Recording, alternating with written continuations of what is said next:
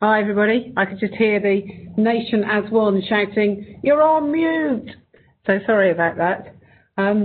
Thank you very much for joining us this afternoon for what I'm sure will be an extremely interesting and timely webinar on financial wellness.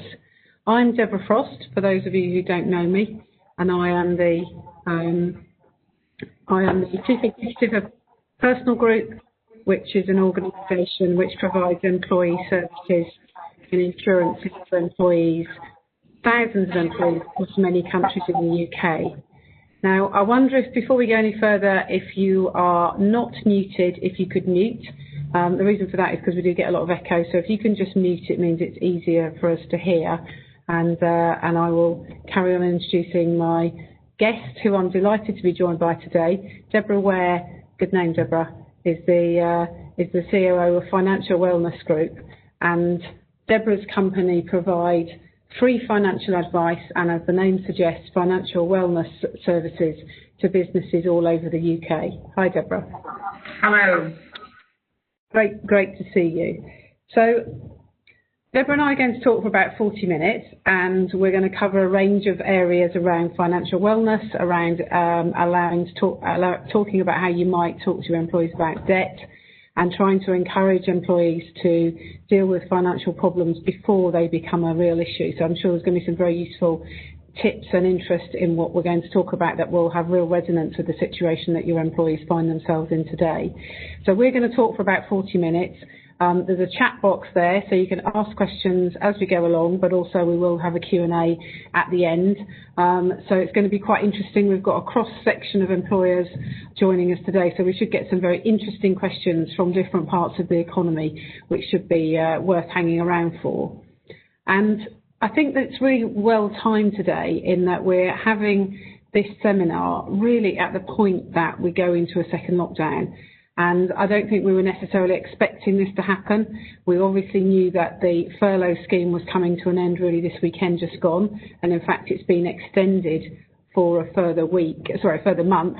But obviously that still means that people on furlough are facing another month of 80% of income. And obviously for a lot of people, that's been going on for quite a long time. And what we're also aware of is even if your employees are being fully paid because they're working, it doesn't mean that their partners or spouses are, and therefore we also need to look at the impact on households generally of going through this type of period of very financial uncertainty.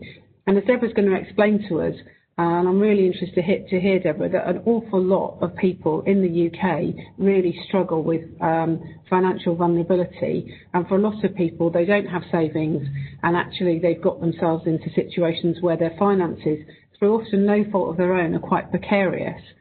And on top of that, you were telling me before that the FCA had given people mortgage holidays, personal loan holidays and so on, and that was again due to finish at the end of October and has been extended. But of course, if you've actually already used up your full 6 months that you can take the holiday, actually you've come to the end of that now, whether you're ready or not really. So there's some real challenges, and I think it's a very timely event for us to run right now to discuss these sorts of issues as we go into what's probably going to be a really difficult winter for everyone. So I'm going to get started. First question really for you, Deborah, is in terms of the current situation, what can you tell us about how it impacts people's financial well-being? So thank you, Deborah, and thank you again for inviting me along today to talk about this really important topic of financial wellness. As you say, so many people now whose finances are on a knife edge, and UK Finance have come out and said that actually 4.4 million people have accessed payment holidays since March, and this number is only going to increase over the coming months following the announcement from Boris and obviously the FCA. And this is against the backdrop of job losses. More and more people are being made redundant. It's estimated that 4 million people will be unemployed by the end of the year.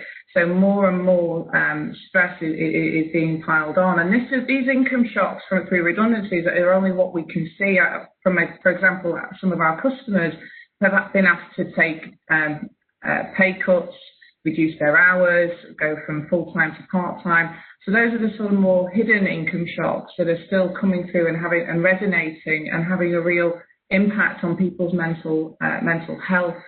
Last week, the Financial Conduct Authority had stated that there was about 12 million people, which is a phenomenal amount, that have got low financial resilience. So, which is really quite scary when we're coming up to a time when bills are going to be increasing as a result of the winter months. People aren't going to be able to afford that change. And as I said, this anxiety is going to seep through into the workplace. And I think that sort of culminates in increase in absenteeism, whether that be because they are feeling poorly or they're worried. Presenteeism, whether they are actually they're in work, but are they performing to their best because they may have sleeping problems because of their anxiety, and obviously mental health. So I think now more than ever, employers should really be looking to see how we can support the workforce in becoming financially resilient and having that financial wellness.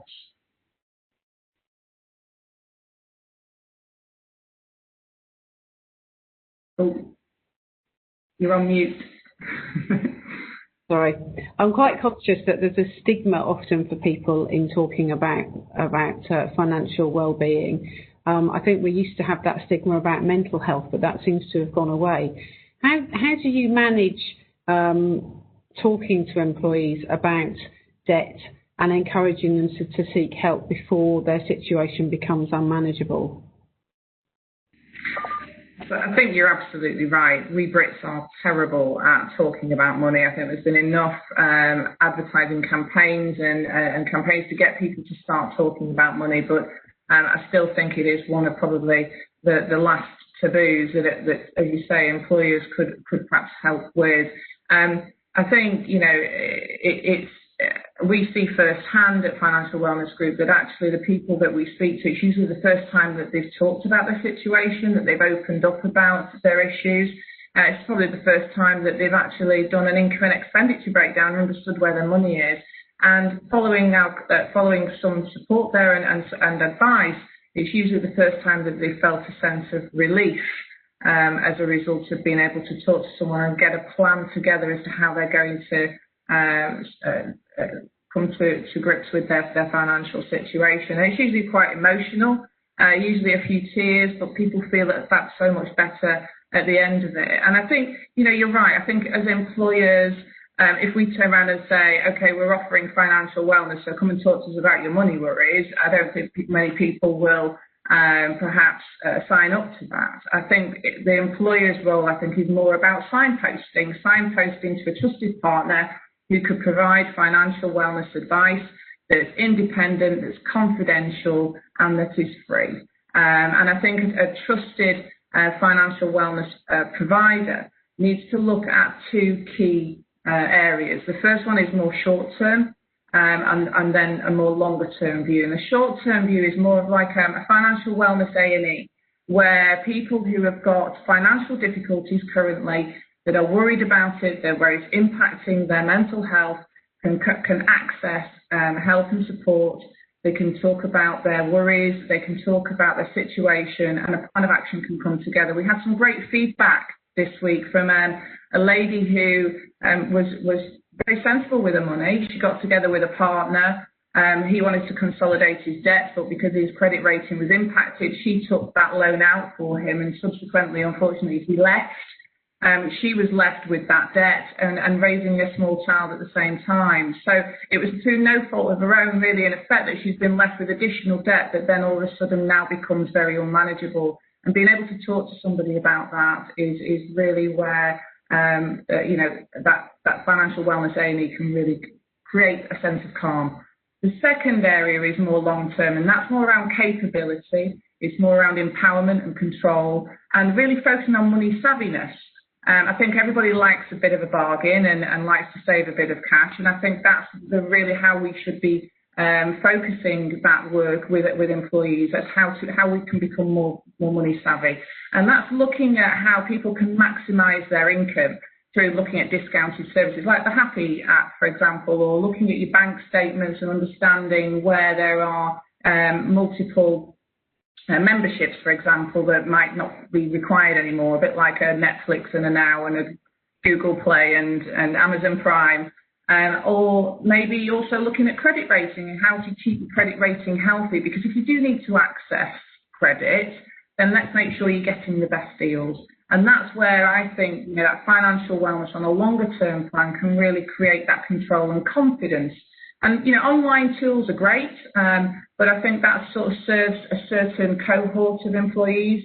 I think a lot of people like a little bit of hand-holding, a little bit of support along the way. And I think if you're focusing on the immediate problems that people may be having and creating income maximisation where people can put away a bit of money, save a little bit, create a little level of resilience there against any other income shocks, and set some life goals, it could create some motivation there to look at paying down, I don't know, for a holiday or maybe for a new house, etc. And that, we believe, is the way in which we get greater sustainable success of financial wellness. And at the Financial Wellness Group, we can provide those financial wellness doctors, as it were, for the A&E, providing that one-to-one service and understanding the situations. We can also deploy a team that can look at providing webinars and clinics so that we can bring about that sort of more longer-term financial wellness, and that's, in effect,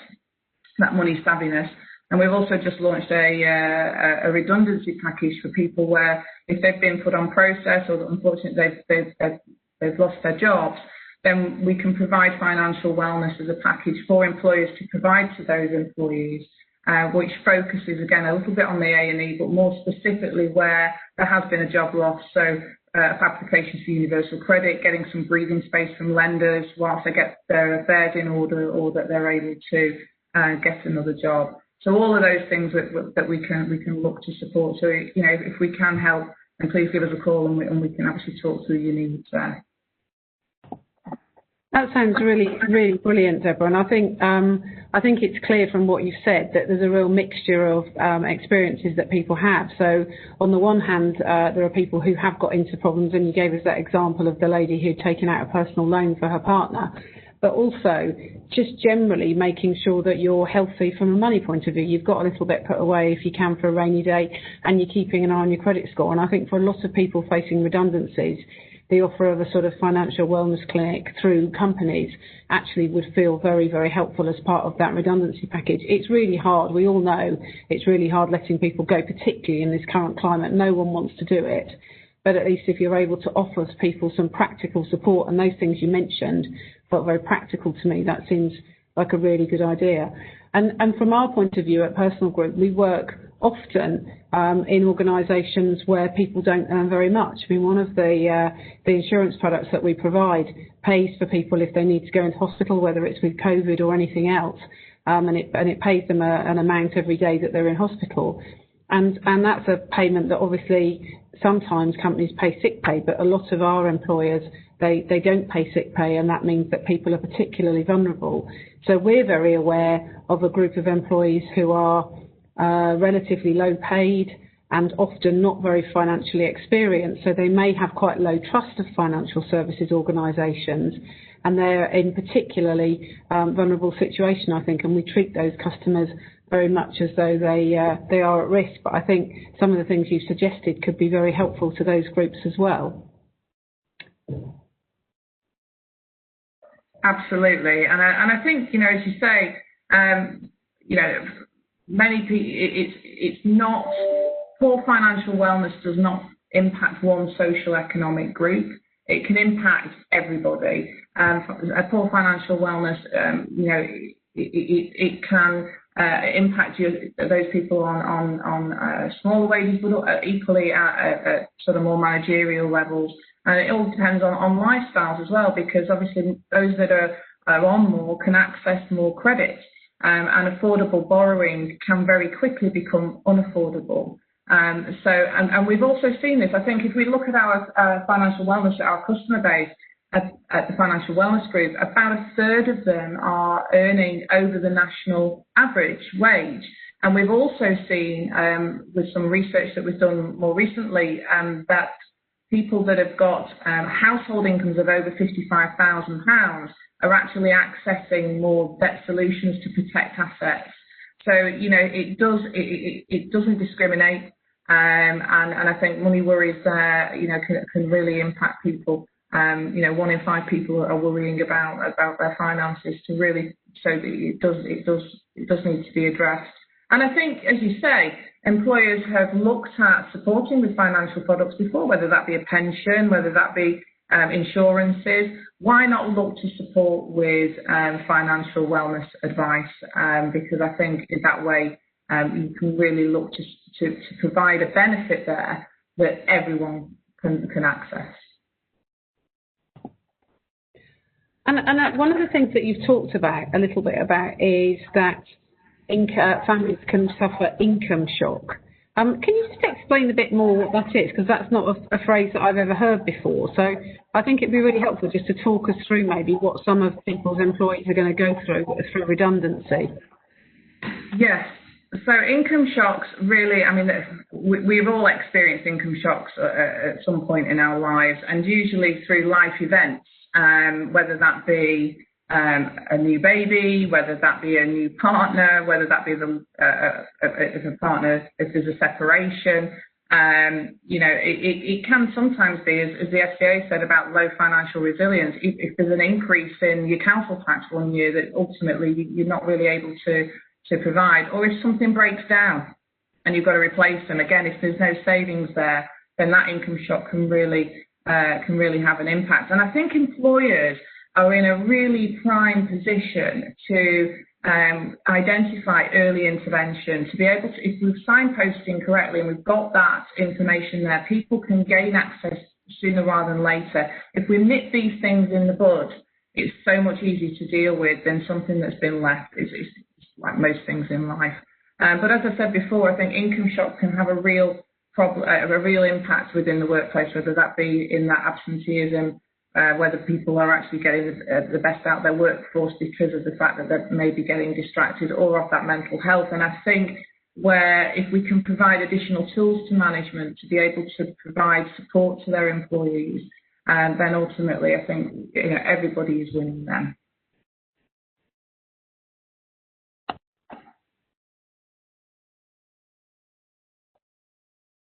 This feels like quite a difficult topic to talk about, but one of the areas that we support employees in is that we provide death benefits, so a life cover for employees. And obviously one of the biggest impacts of income shock is probably tied into a bereavement. And certainly within the organisations we work with who don't provide death in service, something that a lot of us will be used to experiencing as part of our employment package. But if you don't get death in service at work and you don't have a mortgage, so you don't get life cover through your mortgage payments, actually a bereavement can be a real challenge. And certainly through the COVID period, we've dealt with some really shocking situations where we've had employees who've been covered through us. And I think the impact of the pandemic has been the shock to the family is such a strong emotional shock. We insure people of working age. And in my experience, there are accidents that happen, and it's terribly shocking when that happens.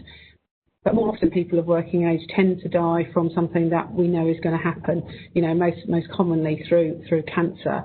And so whilst the family is very upset, they're usually not in shock. But what we've seen with COVID, and I guess this is an impact that will continue to ripple through, is that when you lose a wage-earning member of your family, and they've died from something like this, it is so shocking and it's so frightening. And I think the support, Deborah, that your firm offer can also help people think about future-proofing the mental bit, so that if the worst happens, at least they know they've got that peace of mind for a policy. And certainly, I mentioned earlier, the populations that we serve tend to be those that are typically quite low paid.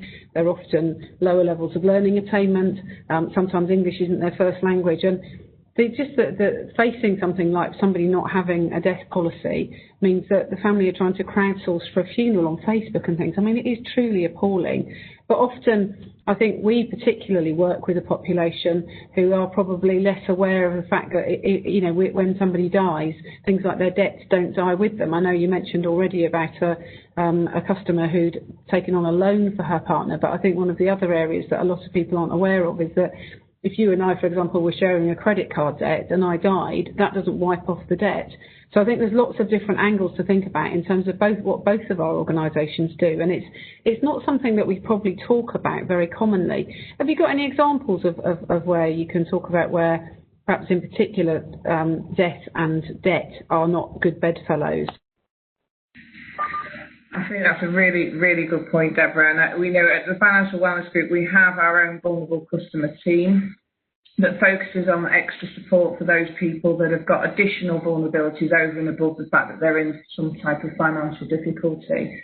Having to deal with the death of a loved one is definitely identified both by the FCA and by our team as a situation where really their head is not in it to make those types of decisions, or really to work to deal with their situation. So to have support there, and to have a team of people there dedicated to looking after your finances whilst you deal with the emotions that come with the loss of a loved one, is I think the best thing to happen in that type of situation. Along with that, even before that, where there are certain illnesses that can render somebody unable to make their payments, again looking at supporting customers with that, and looking to provide with the credit companies explanations as to what's going on, being the voice piece for them, I think, and being able to support them during those sensitive times, I think is really, really key. And I think one of the services that you offer to your customers is that you act as that intermediary between themselves and then their creditors, and that must be quite frightening when people realise that they have missed a bill, or they've got themselves into a situation where they've ignored a couple of things. Before you know it, they're starting to get those frightening letters or even bailiffs. How do you specifically help in those situations? So I think it goes back to the point I was making before in regards to confidence. A lot of people don't have the confidence to deal with their money problems themselves.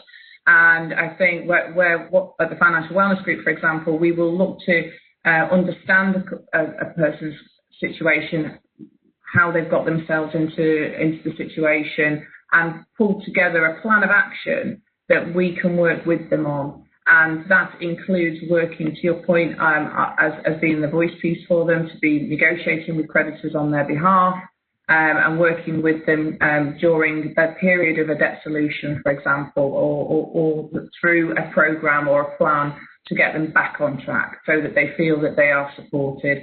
And as I said before, some people like to do it themselves. I think, online tools definitely play a part. But the majority of people who have got themselves into financial difficulty, one, are very embarrassed, and two, just don't know how to get themselves out of it. So to have somebody there to support them and hold their hand, I think, is invaluable, really. So it feels like we're talking about two different levels, aren't we? On the one hand, we're encouraging people to think about their finances. So think about, have I got things in place that do finance income shock? And just preparing themselves, maybe getting some savings, and that's where your money savvy workshops can come in. And then there's a step beyond that where people within that workshop environment, I guess, put their hand up and say, actually, I need a bit more help than this. I don't just need some help on where I might be able to get some savings, or, as you say, maybe I could stop paying for Netflix or Sky. Actually, it's gone past that point, and you can provide some specialist support. But maybe you can talk to us a bit about how the employer fits into this. I suppose the thing that I do wonder is what are the key steps that an employer can take right now faced with this sort of situation with their employee group? So I think identifying that poor financial wellness can impact all employees, and being able to offer a selection of products or information that people can access depending on where they're at. So I think a lot of people will probably start with, well, I'll just see whether I can save a bit of money through being money savvy, but actually being able to talk around their finances or being understanding what we offer, people will be able to then access the specific task force there that can help individuals on a one-to-one basis. So they're not having to discuss it with a big group of people, because we won't do that.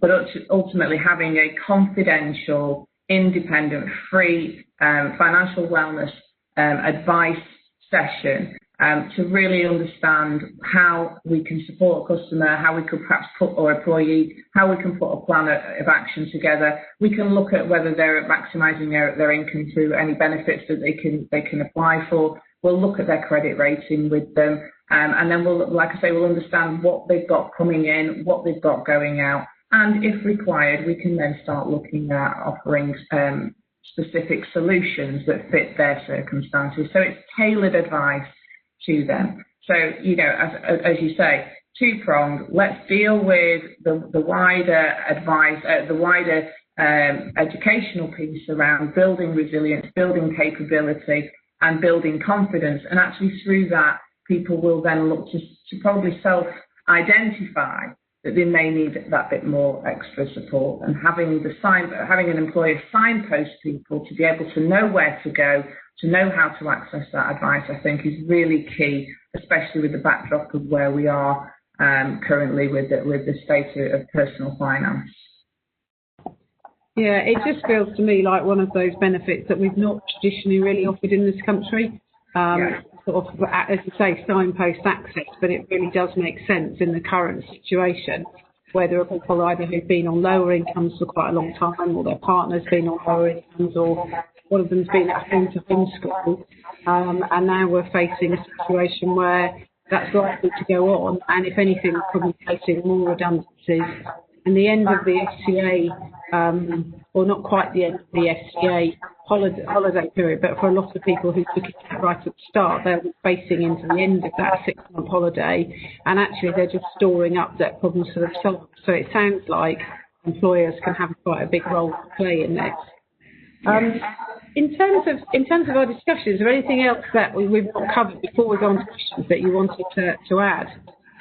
I think I'd just probably like to reiterate the point around the role of an employer to support people in that have got for financial wellness. I think employers are so well positioned in relation to understanding life events that are happening, managers and teams and the camaraderie with teams. I think managers can identify where people are perhaps a little bit out of sorts, and I think to be able to provide that signposting, they are very well positioned to do so. And the sooner we can get people to access financial wellness advice, the better the situation is. It reduces that level of mental anxiety and mental health issues, and it just enables people to live more and stress less, which is our motto. That's what we want to do. And I think if people are able to access early, that's what we can get to quicker. Sounds really helpful, I think, in terms of providing some key steps for employers to take them through this quite tricky time. So I think we've probably gone through the key things we wanted to go through, and perhaps a little bit quicker than we thought. So what an interesting conversation that we've had, though, covering such a wide area. And I think for employers, probably not one that we talk about enough. So please submit your questions. So anybody who's got some questions or observations or anything they'd like to talk about, if you use the chat function, you can put questions in. I've actually got a question here already, Deborah, which I think is quite a good question, really. So one of our audience has said, so why would people take financial advice from their employer? Isn't it a bit patronising? As I said before, I think if any employer is saying, well, come along to a session we're going to have, you can open up about your financial problems, I think absolutely nobody's going to turn up, are they? But I think, again, this goes back to the point that, not talking about employers giving financial wellness advice, we're looking at signposting to a trusted partner. I think it enables employers to show that they care, that there's an empathetic approach to supporting its people, and being able to be directly involved in supporting their employees in gaining some type of solution and plan of action. And I think where employees are uniquely positioned, as I said before, is because they're able to identify what those life events, those key life events are, and whether they, are looking at when they're buying a house and they've got an increase in their expenditure and stuff. So again, really being able to signpost early.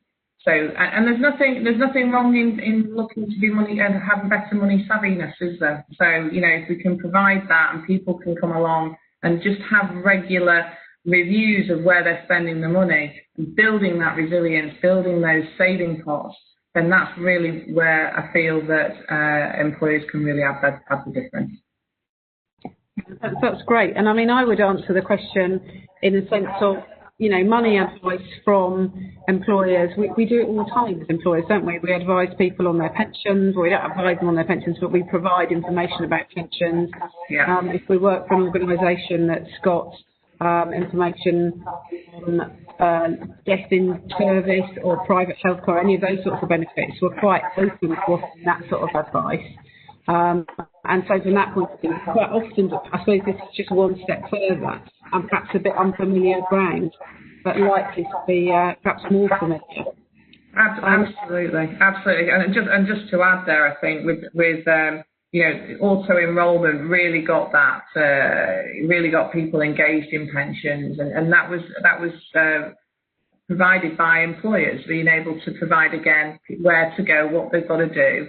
And I think again, if we can add financial wellness advice and support as a benefit, I think it just starts to increase that financial resilience within the workforce. And like I say, a lot of people haven't got the money to make investments or do any of that sort of financial planning, as it were. But actually being able to live within a budget, being able to look to start to save on day-to-day basis, I think those basic skills are really, really important, and ones that I think all employees of all different pay grades will benefit from. Yeah, sure. We've got another question here, which follows on, I think. How do you position the message so that you don't get employees saying that we have to help, or the employer has to help because you don't pay it enough? So I can imagine that if you're offering money advice, there might be an element of, well, if you paid a little bit more, we wouldn't have this sort of problem. Have you got any thoughts on that, Deborah? Yeah, and I think that goes back to this sort of income maximisation. It's money savviness. This isn't just about how much wages that people are paid. This is just about, it's a household, and it's how the household can create more money to create a more comfortable way of living. And I think there was some research done where employers aren't necessarily looking for just more money. It's more about how they can live comfortably and have the surety for the family to live with a comfortable life. And I think by maximising income and by giving them the tools, that's something that stays with them for their lifetime as well, isn't it? I think just going on from that a bit, because people are working differently, and we can see they're working, well, we've got staff on furlough and we've got staff on part-time furlough in our business, so we've not got many people now on full furlough, but we have got a mixture. And obviously working remotely, one of the things that occurs to me is it's actually a lot more difficult to see if people are struggling financially than perhaps it would be if they were coming into the office or the store or the branch every day, and you'd sort of just feel a little bit more like you're on track. Have you got any ideas or advice on that?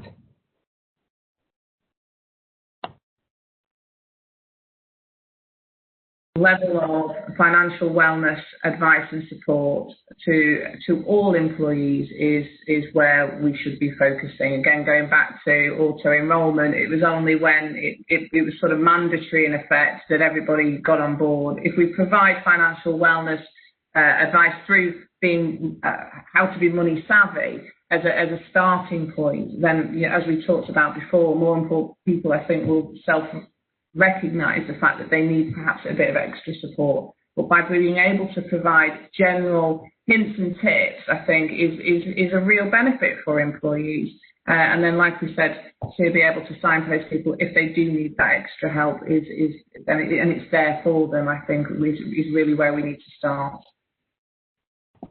Yeah, I think certainly from the point of view of where we work a lot in the care sector, and we work a lot therefore with female carers, and I think often women also tend to probably have less confidence in this area than men, and often don't feel very comfortable, whether it's buying insurance, thinking about their pension, or taking money advice. And I guess it's probably even more important for employers or female employees, particularly those who are single families and so on, to recognise that this can be a massive challenge for families to access important advice for them, but at the same time recognise that lots of people struggle, and getting advice early on is probably pretty key in doing that. So it's almost like we assume, as you're saying with auto enrolment, the government in the end assumed people weren't looking after themselves very well from a pension point of view.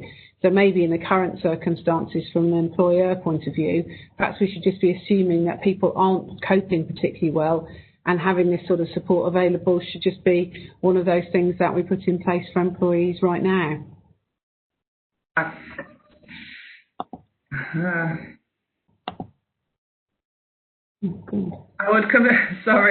would completely agree with you. The stats speak for themselves. We're talking about 12 million people that, have got low financial resilience. 1 in 5 people are worried about their finances.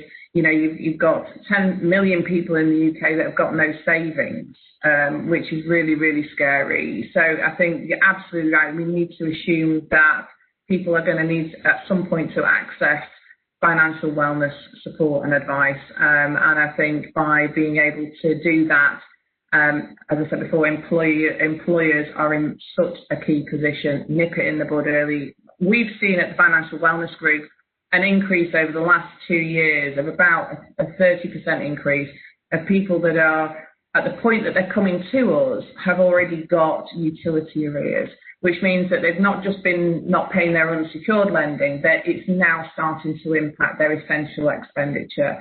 And that, again, is where people are leaving it too late. And it's our mission at the Financial Wellness Group to get people earlier to provide that support. And hopefully they won't need debt solutions. In fact, they can actually start to become more confident in dealing with their money themselves. And that's our primary goal, to really start to expand the support for people and to really start looking at providing somewhere that employers can signpost their employees to go to for that help. Yeah, that's really interesting. I think timing-wise, it feels like this is a real pinch point for people. What would you say the emergency things are that you could put in place right now? So in the next couple of weeks, if we got in touch with you, Debbie, what are the emergency things that you could help an organisation with? Well, I would look to set up that financial wellness A&E number, because I think if we've got if that's emergency point, that's where we want to make sure that people can feel that they can access that independent, confidential advice sooner rather than later. And I think by doing that, we can then start to deal with the emergency problem, and then look, I say, on the longer term plan where we're looking at more of that, that empowerment and control at a later stage, but really to try and deal with the emergencies now and deal with ensuring that we can get plans in action now. It might be the case that we at the Financial Wellness Group need to provide or need to look to get some breathing space for individuals, that they just need a couple of months to sort themselves out. As you say, some people have already exhausted the payment holiday allowance. So what do I do now? And there are still things that can be accessed to help people get a little bit of breathing space in the short term whilst they get their affairs in order, gives them a little bit of a respite whilst we then start pulling a plan together for them. Others may need that debt solution right now, in which case that's what we will look to put in place, and we will administer on their behalf, and we will support them on that journey. But at least people start to feel better that something is in play and they're getting themselves out of the problem that they found themselves in. Yeah, and it just feels to me, I think, that really what you've said is that whether people are making staff redundant or whether they're in a situation where they've got staff that they know are relatively low paid or inexperienced with money, all of those situations should show as a red flag that we really need to probably think about putting intervention in sooner rather than later. So I don't think we've got any more questions. I think I've gone through all of our questions, which is great.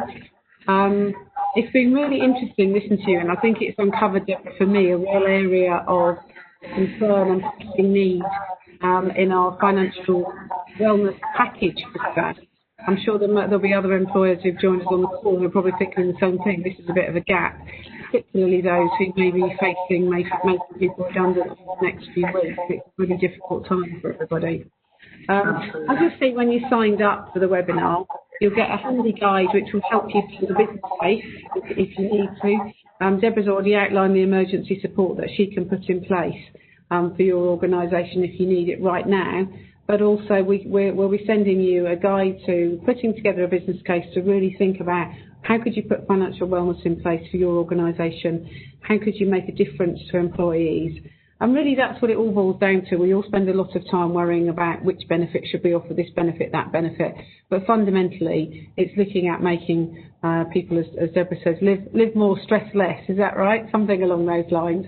And I think in these sorts of times, really, it's incumbent on us as employers, HR professionals, chief executives, to really do everything we can to give us a helping hand to our employees in this situation. Thanks ever so much for attending the webinar. Just my thanks in particular to Deborah for giving us a real insight into perhaps a world not so many know about.